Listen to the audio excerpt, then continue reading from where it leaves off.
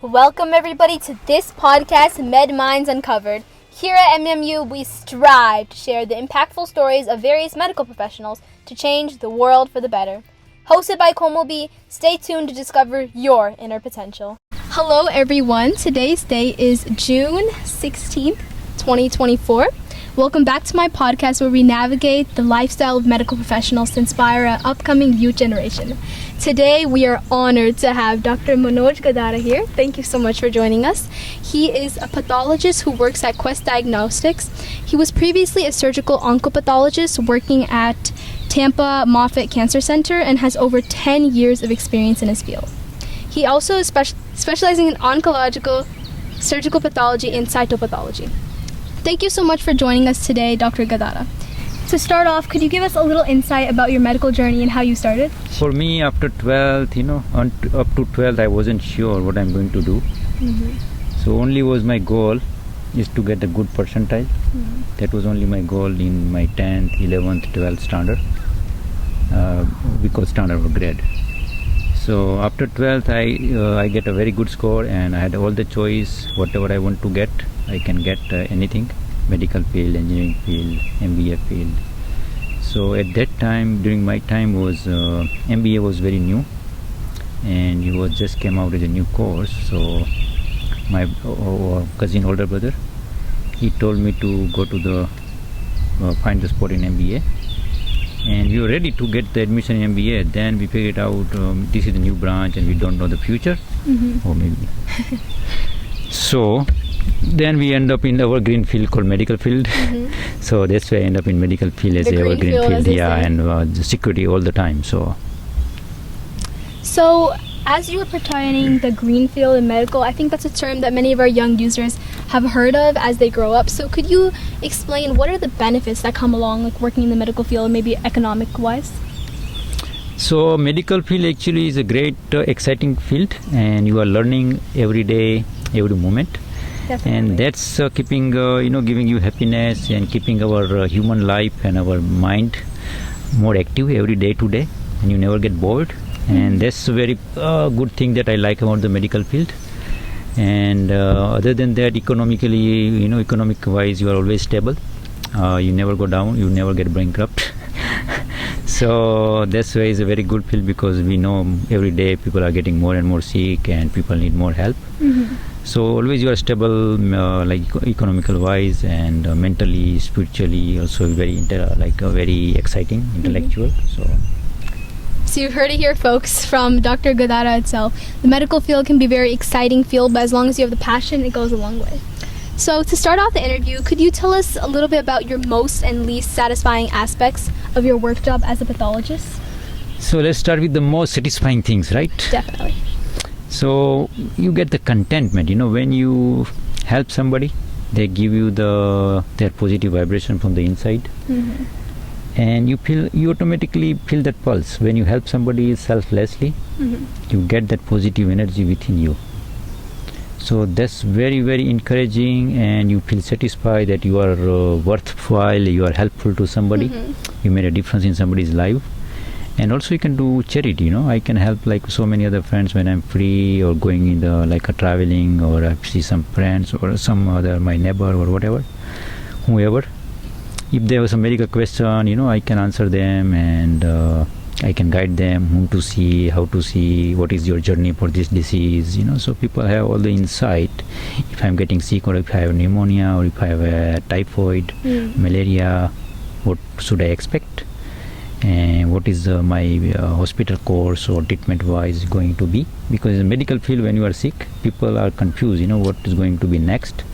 They have no idea what's going on, and sometimes there's a big gap between the physician and the patient, and many times they don't understand. Cases, yeah. Right. So that's why you just walk and you find some friend in the park or anywhere, you just guide them, and you don't have to lose anything, and you get the positive energy in the back. Wow, that's a really interesting perspective. One time I heard a quote that one doctor said that helping someone is the greatest gift you can give to the world. So yeah, those points were very interesting. Right. Yeah. So it's exciting to see how medical field, really that passion is what drives you. Okay. So the next question is, how did you decide on a specialty within pathology? Because as we know, you're a pathologist, but what were your different viewpoints on the subspecialties that are out there? So this amazing question, yeah. So I wasn't sure, right, what I want to do until my 12th grade. And then accidentally, because of my elder brother, I end up in medical field because of safety, evergreen field, and also your chance to do charity and help other people. And also beside that, my goal is to just finish the 4 year of medical school. I wasn't sure which specialty or subspecialty I wanted to do. So I did from India. In India, after MBBS, you have a chance to become, by default, you can become a family practitioner. That's by default after finishing the 4 year of medical school after the 12th and 1 year of internship. So it's total like actually for 5.5 years. And then you become like, by default, you become family practitioner. It's called a general practice. And same thing here, like, you do family practice, you do 3 year residency, and then you become family practitioner. So I wasn't sure. So after that, I practiced as a family practitioner after my MBBS, after my internship. And I was emergency doctor for a few months. And then I was internist and family practitioner. And then I was in setup of medical schools where I was assistant professor. And I was in OBGYN department for a couple of months, and so I practiced OBGYN, obstetric and gynecology, for a couple of months. They will deliver like 2-3 babies every day, and that was a nice experience. And after that, I want to do like a master, like in other special field. So I was in search of that, and somehow I have get idea to go to the USA and do master over there, or residency over there, MD. So I end up in America in 2007, and here initially I wanted to do into like a clinical branch. So I was looking for family practice and internal medicine. Then I my time was a little bit difficulty. So 1 year I was free, and I wanted to get some medical experience. So by luckily I get called post-sophomore fellowship in pathology at University of Connecticut. So I get that chance, and I did 1 year of post-sophomore fellowship in pathology. Wow, that's amazing. Right. So that was my first experience in pathology, to understand what is pathology. Before that, I never dreamed about to become a pathologist. And pathology is like very, behind the curtain branch. It's not like everybody familiar about what pathologist does. So that was my first experience, and I did 1 year of that fellowship. Basically, it's made for American student for after second year, to learn how is a pathology, what is a pathology, special structure for them. And that year, that position was vacant at University of Connecticut in Hartford. It's very lucky that you. And I get the spot with Dr. Melinda Sanders. She was my program director. And so you learn what is pathology and how it helps in the patient diagnosis. And then I learned that pathology is the real key. It's like a movie director, he never come on the stage, but entire movie is created by the director. He decide which role to give whom, right? Which scene to come at what time. Same way, pathology is a branch. Everything, all the diagnosis, all the surgery depend on their diagnosis. Definitely. So that's a very, very key factor in our in medicine field, and most of the time is like behind the curtain. They don't come on the stage, or don't, patient, they don't know them. Like for example, if you go to the GI doctor for colonoscopy, and they find the polyps. Polyps is little like cauliflower shape or sessile. Yeah, right, exactly. Wow, you see, you guys are very brilliant at the 10th standard, and you have this kind of knowledge. I'm very. This is amazing, guys. So then the sample come to me, come to the pathologist, and they make the slide, and we look at under the microscope to determine is a cancer or is a simple tumor, benign tumor or cancer, and what kind of polyp. And according to what I make a diagnosis, it determine the patient outcome. If I say is hyperplastic polyp, for example, they will follow up after like every 5 years for do colonoscopy again. It's a benign condition. And if I say this is a satiated polyp, or this is a high-grade dysplasia, patient has to follow up more frequently, like every 3 years or every 1 year, depend, right? So everything depends on what pathologist said. And what pathologists say, whatever the diagnosis made, there is a guideline in GI committee or GI board members, right? So they have to follow according to that.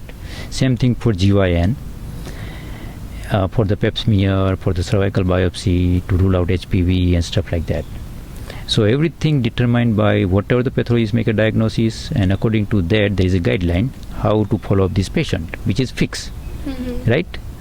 So the key thing is a pathologist. If I make over-diagnosis something or calling something over, so that patient get more punished by the primary care, not punished, like more screened out by the primary care or the other doctors. And sometimes end up like unnecessary procedures, right? So everything depends on the pathologist's diagnosis, like surgical diagnosis.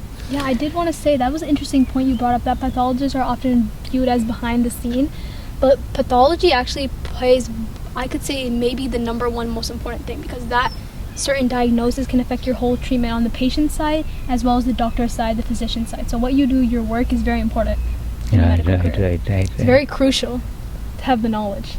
Right, as you said, Kamal, it's very critical also. For example, if I have a breast biopsy of somebody and I say it's a cancer, so next step they're gonna do is a lumpectomy, means they're gonna take out the piece of the breast part. Or sometimes they want to be too much aggressive. Sometimes they do mastectomy, right? They remove the entire breast, depend on where is the location and what the patient want. And for the same reason, if I do something make a benign, they don't do anything. If I say just it is simple adenoma or simple fibroadenoma, they don't need to do anything. They just follow up the patient every 3 years or every 5 years, just do repeat CT scan or mammograph. And vice versa, if somebody have a cancer and if I make this is benign, they're not going to take out and patient end up with metastatic disease, right? Metastatic means the cancer can spread in other part of the body within a couple of years, and patient can lose their life. It's very critical. And other side, if I make a right diagnosis and they treat the patient in the timely manner, patient can be live like more than 10 years, 20 years, 30 years, can be totally curable, even so cancer in the earlier stage. Right. So this is very, very critical, yes. So that's amazing. So talking a little bit back on your journey, as you mentioned before, it was very lucky that you entered that pathology field, that fellowship that hooked your interest in. So how was your experience undergoing the residency program in Hartford, Connecticut through the AP and CP program that you had? So AP means anatomical pathology. Anatomical pathology, also called surgical pathology, because you make the diagnosis based on the tissue, based on the gross thing, right? For example, if something wrong with the GI endoscopist doctor, they go put the camera inside your gut and take the biopsy. So that called tissue, right? Biopsy. So that's why it's called anatomical or surgical pathology. So that's diagnosis based on what you see, how you see. Like for example, if you have 10 cows and you have to differentiate which cow is how one cow is different from other cow, is gonna be initially very difficult, right? Definitely. All the 10 cows look like the same for you if you have look at them first time. But if you're looking the 10 cows for like 100 days, then you can make a difference. Oh, this cow is different than other cow, and this cow is different than third cow, right? Same thing, same way the pathological diagnosis or anatomical diagnosis is the same way. For you look the same thing, benign or cancer. You cannot able to differentiate them. One decision will make right. But you look at them again and again, you can make a difference. So that's surgical branch is. That's anatomical pathology is. And versus clinical pathology, clinical is mostly on the blood work, is a chemistry work, microbiology, like your sodium level, potassium level, calcium level, your troponin enzyme levels. So that's called clinical part of the pathology, which is like mostly run by medical technologists, laboratory technologists, and also medical pathologist doctor, who can supervise and help in the difficult cases or in the peripheral smears for leukemia, lymphoma, and stuff like that. So it's mostly blood based. That's called clinical pathology. So blood based is clinical, and the anatomical is mostly tissue based, resection based. Help you identify. And if somebody has a mass in the breast or mass in the colon. They do the resection and come to the pathologist, and then we again make the final stage. So according to the final stage, the clinician or oncologist, they can give the chemotherapy, give the radiation, and make the final decision for the patient. That's amazing. Thank you so much for showing us that difference. So for our viewers out there, now you have more knowledge about the certifications required to be a pathologist. So as someone who has undergone residency and also surgical oncopathology working at Moffitt Cancer Center, how did you transition outside of working as surgical oncopathologist next to a pathologist at Quest Diagnostics? So where was your story, and was there any difficulties you would like to share with our audience about the transition there? I see, right. So anatomical pathology and clinical pathology is a 4-year program after your graduation, after you graduate from the medical school. Another branch like medicine, internal medicine or family practice, which are usually 3 years. So this is more longer because you need more hands-on experience to make a diagnosis, right? Because everything is visual. Anatomically, everything is visual. Very visual. Like, so, yeah, very visual, right? So, yeah, I have an Indian accent, so please try to correct if you don't understand something. And I was just emphasizing your point. Right, very good. So everything is depend what you see, how you see. For example, if you give you the one picture, and 10 people make a different perspective from the same picture, right? Same way is a pathology field. Same way is a surgical pathology field. So from Hartford Hospital, I was mostly exposed with non-cancer and also cancer part. And then I came to Moffitt Cancer Center, where you see most of the 90%, 95% the cases of the cancer cases. So you exposed with more difficult, different part of the cancer, and versus benign thing like also make a mass like rheumatoid arthritis in the knee joint, also called myocarditis, infection of the heart. Wow, right? So those are the benign thing. So everything need need the pathology. And then after, so that was my fellowships at Moffitt Cancer Center in surgical oncological pathology. So I did for 1 year, and then I started a practice at Quest Diagnostics. So Quest Diagnostics, where I practice, is mostly outpatient based. So outpatient based is mostly like patient, somebody have colonoscopy, somebody have bladder biopsy. So you don't have emergency. Like when you work in the hospital or in Moffitt Cancer Centers, you have emergency. Means you are helping a surgeon in operating room to clear the entire tumor in the body from the body. Yes. So you get it's called frozen section. Means immediately you have to tell the surgeon is still there is a tumor or not. So they give you little specimen, and if we say there is a still tumor, they will go back in the operating room and take out the more tissue. Wow. Yeah, so it's called frozen section, which is very critical, and the pathologists guide the surgeon to complete the surgery. It would be a life-threatening situation, then one decision can change the outcome of the whole surgery. Correct, yeah. Wow, that's amazing. Okay, and working under Quest Diagnostics, as you're telling your story right here, what does a typical day in the life, or day in the life look like? So where I practice, as I told you, is outpatient based, not hospital based. But if you are in hospital, then it's hectic. You have to go on the time. Definitely. You have to show up at the time, right? Because patient on the table and surgeon need your help to make a diagnosis. Sometimes they don't know, and they just operate the patient, and they don't know it's benign tumor or it's benign things versus cancer. So in those cases, they need a pathologist help immediately. So it's called frozen section. Means we froze the tissue. Like freezing the tissue and making a section immediately and looking under the microscope, and we can tell where is the tumor is there or not. Same thing for the brain surgery.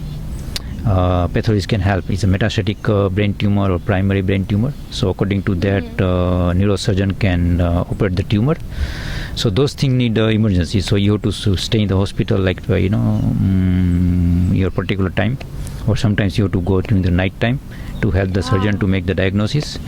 But that's a hectic part, and also you have to perform the postmortem. If somebody die without any reason, we do the postmortem and we evaluate each and every organ under the microscope, and we find the cause of death. Yeah, so finding the cause of death, is very, very helpful to prevent other death. other complication or other prevent help to other patients, so other person You can cannot also die set from the like a same disease. precedent towards more cases to see that if this patient died because of this, that's new. Maybe this could help us lead why another patient like XYZ also died. Right, That's like right. pathologists can do. Correct. Excellent. Yeah. So we find the cause of death. So actually, pathology that means is how we get the disease, right? That's the pathology. So we find the cause of disease. We understand why disease happen, and so it's very, very. That's why I'm telling it's very challenging and very exciting and very critical field. Very exciting. Yeah. It's very like upcoming. There's a lot of advancements that happen. Correct. A lot of advancement. Correct. So there is one assumption that I've heard when I was doing a little background research. There is one assumption that patients often don't interact with pathologists. Pathologists never interact with patients. So how would you address this miscommunication, or is this theory true? So it's not 100% true. You say not never address, but when you are hospital setting, you can see like 10-20% time the patient. Even for the called FNA clinic, fine needle aspiration clinic, where patient have a tumor or enlargement of thyroid or parotid mass or any superficial mass, we do this little sonography and poke the needle and take the little tissue samples called fine needle aspiration. So where we see the patient, somewhere the scalp, any superficial location, we do the fine needle aspiration. We see the patient, we consult the patient, and we immediately make the diagnosis. Patient has a like simple tumor or malignant tumor, and we make the report, and based on that patient can be follow up or can go for the surgery. So that's called FNA clinic, that can be run by the pathologist. That's great. And that we do. So that's like not very often, but it's like a 10-20% time. If you're in hospital setting, then you have to do those FNA clinic, and very often. But if you're in OPD or outpatient setting, you don't have to see much. And other setting is sometimes your patient has some question, want to understand the report, we can also see the patient too, and you can guide what they can expect. Definitely. So you mentioned one specific thing, I think it was a sonography. Could you, for all the viewers out there that don't have the certain knowledge of what a sonography is, could you explain and elaborate? Sure. Very nice. Yeah, very good.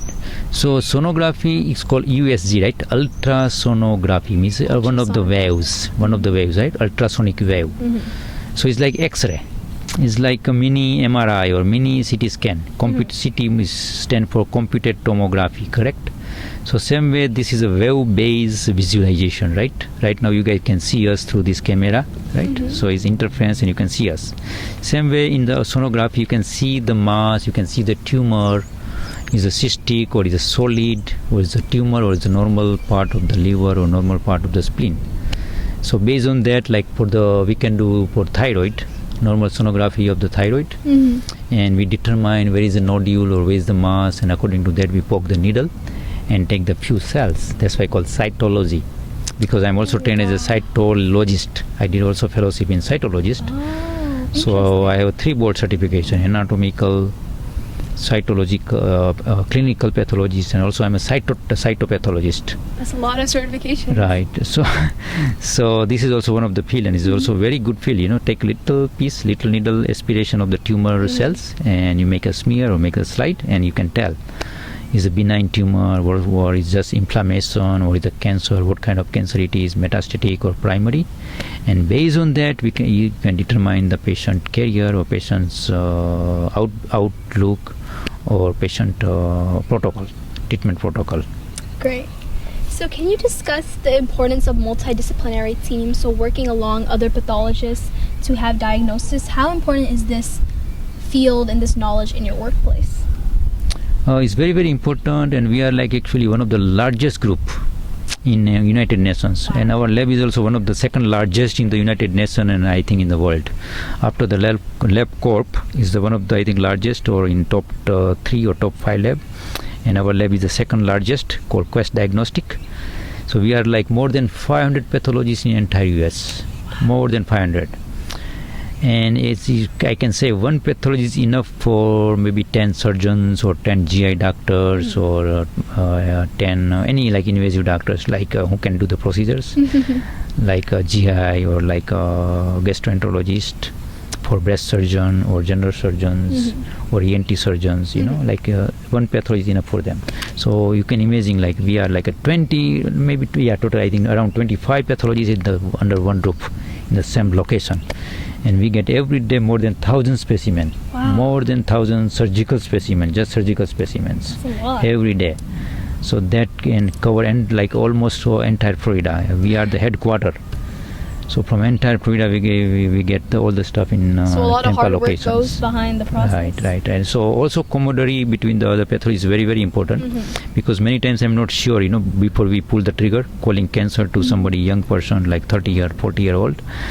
Recently, like a diagnosed colon cancer in just like a 36-year-old. Oh, wow. You know, I was surprised. That was my youngest patient that I can make a diagnosis of colon cancer in this career. So, you know, those kind of challenging cases, we just always try to show other pathologists to make sure this is real cancer, you know, and just to increase our confidence, and just to make sure we are making a right diagnosis, because a lot of impact on the patient sides. Definitely. You know, once we say colon cancer, they're gonna do, most of the time they do resection of the colon. Surgeon gonna take out the colon, you know. So it's a lot of implication based on my report. So camaraderie with other pathologists and large group is always plus in the pathology field. Teamwork makes the dream work. Excellent, yeah. Okay, so as we're talking alongside your journey and what exactly your day-to-day life looks like, could you share some key milestones or experiences that have shaped your healthcare journey throughout the years, the 10 plus years of experience that you have? This is a very nice experience, and let me tell you in the short, in the whatever the practice right now in outpatient based setting is the luxury life. Nobody can imagine, you know. So I can choose my time, what time I want to work. Very adaptive. Yeah, very, very adaptive. So all the patients, like 60, 70 patient stuff, come in my inbox, in my office every day. So my team, they make the slide, our histology department, they make the nice slide, and from the patient specimen, somebody has breast tissue, or somebody has bladder tissue, or somebody's kidney biopsy, or somebody's hysterectomy specimens. You know, we have great team, amazing team at the Quest. I'm proud of them, you know. Most of the time we have a pathology assistant, we have gross technician, we have histotechnologist, we have a cytotechnologists. They are very, very amazing. They prepare the slide for us, and they keep in my inbox for around maybe 60-70 patients.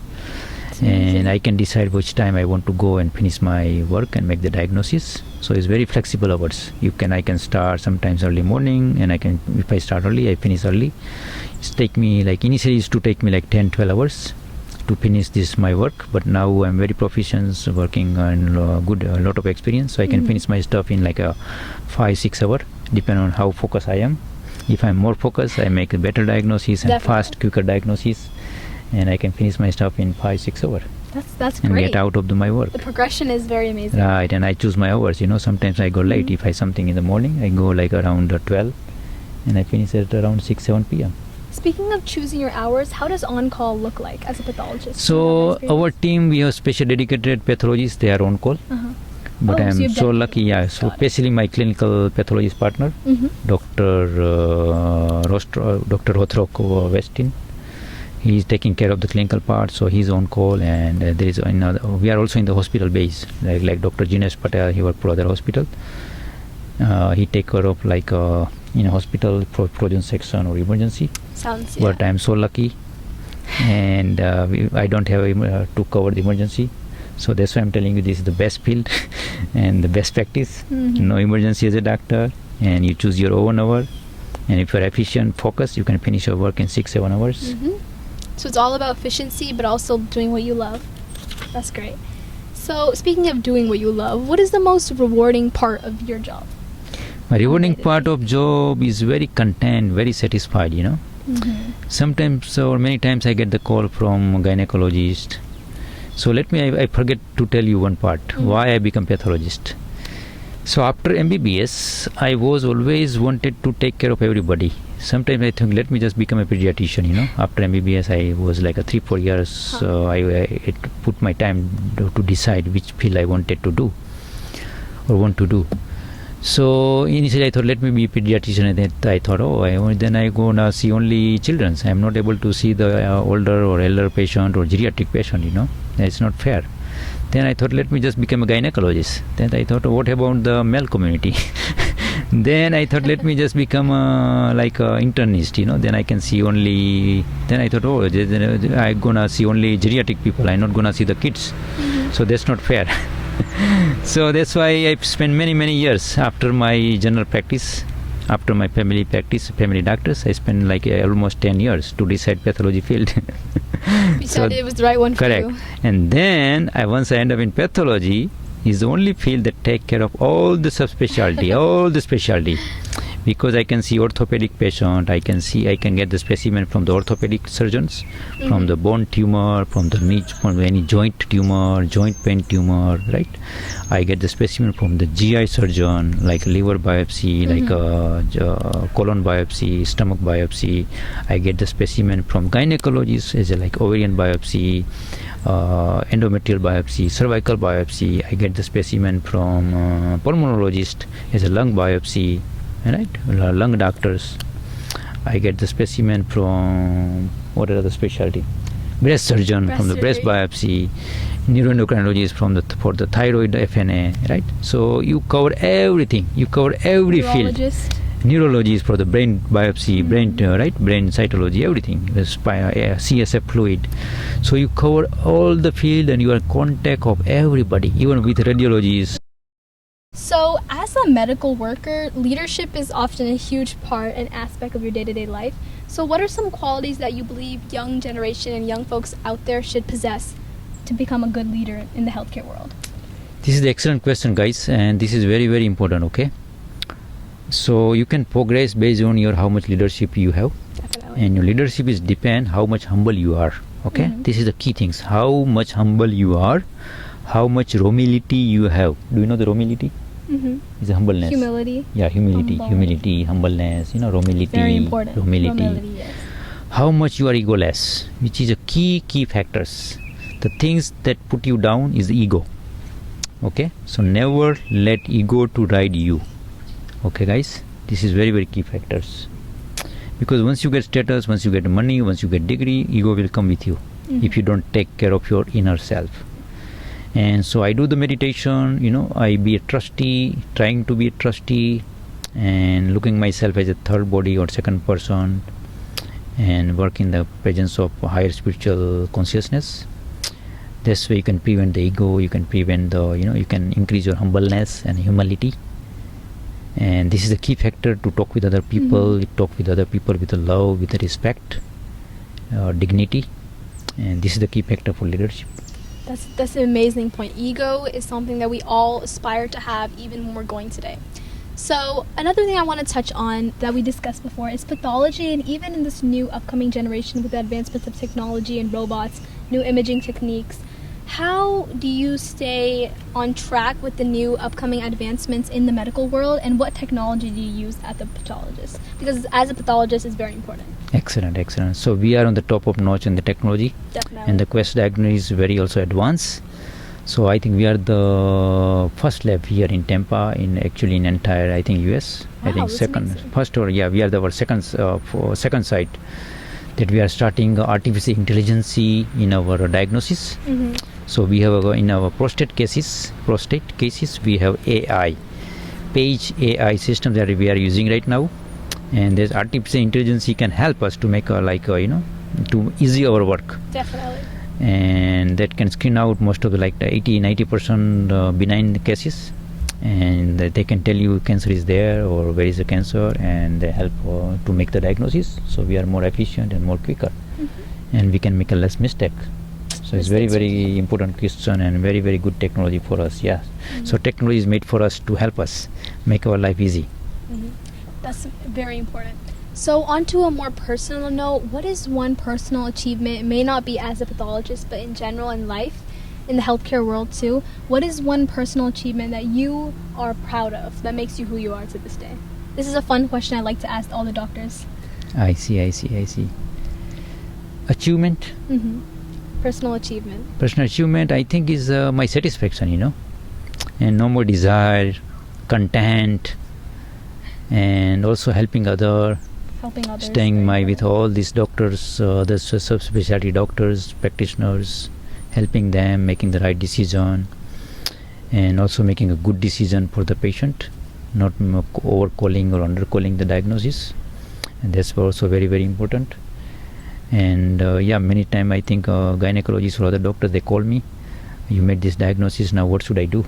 Then you feel proud yourself that even like a surgeon, even gynecologist, they are asking your help. It all connects together. Right. So that's make me so much proud myself that I can guide the surgeon, I can guide the doctors what next to do, because the pathologist, we know is a prognosis of the patient and outcome of the patient, and many times there is a new tumors, and surgeon, they are not aware how is the outcome, or how is the behavior of this tumor. Is a borderline malignant or fully malignant or high malignant.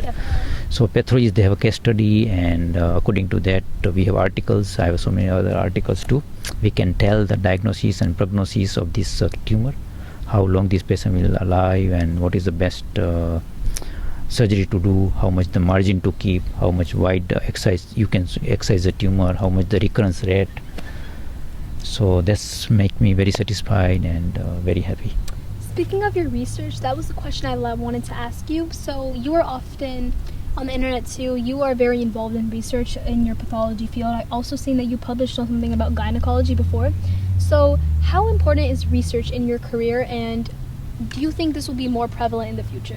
The research aspect of pathology. No, this is very, very important, because it's like a QA, QC, quality assurance, quality control, and always, it's exciting new field. So we are not 100%, right?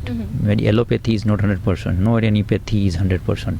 We are still learning. There is so many challenges, right? That's why we are mortal. We are not immortal yet. Definitely. Right? You think cardiologists are dying from heart attack by themselves, right? Breast surgeon dying from breast cancer, right? Means we are not 100% yet. We are so much behind to control the disease. So that's why it's very, very challenging, and always there's a new thing, and investigation, research make you updating and adapting the new things. That's very important.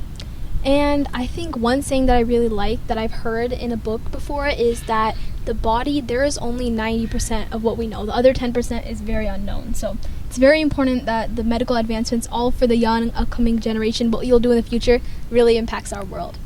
Okay, so looking back, what was the most important lesson that you learned in your career, in your high school self? So if you would have to go back to your high school self, and what was one lesson that you would tell them? Be positive. If you want to, if you want to get positivity, look at the positivity in others. Okay, this is very, very key factors.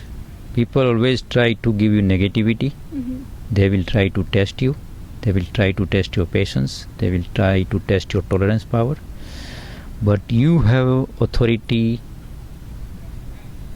control of your own mind, of your own thought, how to react, right? So that's a key factor. And so try to look at the positivity in other people's. If you don't try to look at the positivity, by default your mind is trying to look at the dirt, the garbage, the negativity of others. Once you look at the negativity, automatically negativity transfer into you. You lose your energy, you're gonna lose your positivity, you're gonna lose your enthusiasm. So try to stay positive, try to look at the good virtues, good point, good power, good positivity from others. Okay? That's very important. One thing I would like to say, feeding back off what Dr. Gadara also mentioned, staying true to yourself and authenticity is very important as a doctor and any healthcare professional, because if you can't be true to yourself and know how you are, then you can't help other patients. So it's very inspiring to see how Dr. Gadara, he leads his life based on what values you set for yourself, and you don't let anybody else dictate you. That's very inspiring for me and everyone else. Okay, so on that note, to wrap up, do you have any last words or remarks for aspiring pathologists and the young generation, for the upcoming medical students about pathology? So what should they do if they want to pursue a career in pathology after hearing your wise words? So this is amazing field, guys. Very exciting and great life. You can just close your office and nobody can bother you, and meantime you can listen your YouTube or whatever you like to do, and you can make the diagnosis, right? Something like radiologist. And patient, if you don't want to get bothered by the patient, or right, this is amazing field. And even if you want to see the patient, you also still you have a chance to see the patient, right? If you become a FN clinic or a cytopathologist. And also in operating room in the hospital you can see the patient. So all the choices there, and this is a great field. And also you make a good money, good secure life, and everything is good. Thank you. And stay with yourself, and also through the meditation you can empower your mind so you can stay positive. Thank you so much. Well, that's a wrap. Thank you so much, Dr. Gadara, for your time and spreading these wisdom and these wise words for us to inspire our upcoming youth generation who wants to be medical professionals. Honestly, I can say true-heartedly that the work you do as a pathologist is so beneficial for our society today. So thank you so much for the time today. Thank you, Koma. Thank you for your time and giving me this precious benefit. Thank you. And if you guys would like to contact Dr. Gadara in the future, he works as Quest Diagnostics. Yeah, Thank just you so Google much. Manoj Gadara, Quest Diagnostic, everything will come up. Thank you. Hello everyone, we are back. As a bonus question, I would like to ask Dr. Manoj Gadara right here, our pathologist working at Quest Diagnostics, how much he makes in a salary range for pathologists. Obviously, economics should not be the number one factor, but just as a fun little icebreaker. Yeah, this is amazing question, critical questions, right? Nobody want to answer. Sometimes people don't feel comfortable, but I'm I feel comfortable to answer it. So as a pathologist, you make a good money, better money than family practitioner, better money than internal medicine people, from the start base. So starting is around 250, 350, 450, 5 million, and you can make up to million, more than million. Everything depends on your practice, location, and if you want to do your own practice, if you can open your own lab, you can make tons of money. You hit it right here, folks. 250 starting salary. I just might have to become a pathologist myself. Well, thank you so much. Welcome.